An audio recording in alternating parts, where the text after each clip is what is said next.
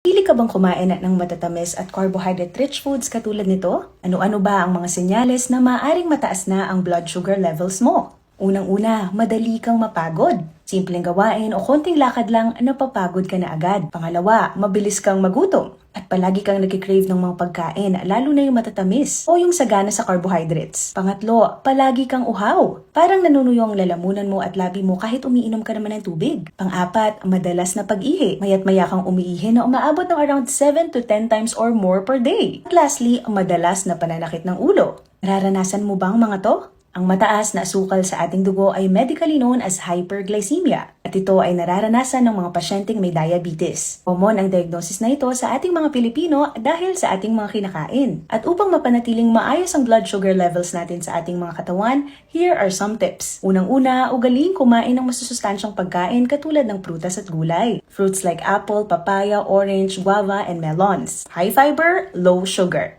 At ayon sa mga pag-aaral, ang fiber ay nakakatulong to control the blood sugar. Plus, it can help manage your weight. Kaya naman ugaliin din kumain ng green leafy vegetables at whole grains. Tulad ng broccoli, cabbage, spinach, barley. I personally have JC Organic Barley with stevia, which is a low-calorie sweetener. Super easy to prepare and easy din to drink. I drink this every day and paubos na siya. And speaking of drinking, always remember to hydrate properly. Uminom ng 2 hanggang 3 litro ng tubig araw-araw. Iwasan ang fruit juice at sodas. And lastly, exercise. Ang pag-exercise ay makakatulong to lower blood sugar levels. Recommended na mag-ehersisyo ng 150 minutes per week, 5 times per week at 30 minutes kada session. At kung sakaling nakakaranas ka ng mga sintomas na nabanggit, siguraduhin kumonsulta sa inyong mga doktor for further evaluation and management. Okay? Mag-ingat po kayo parati. I'm Dr. Lien. Follow for more health tips.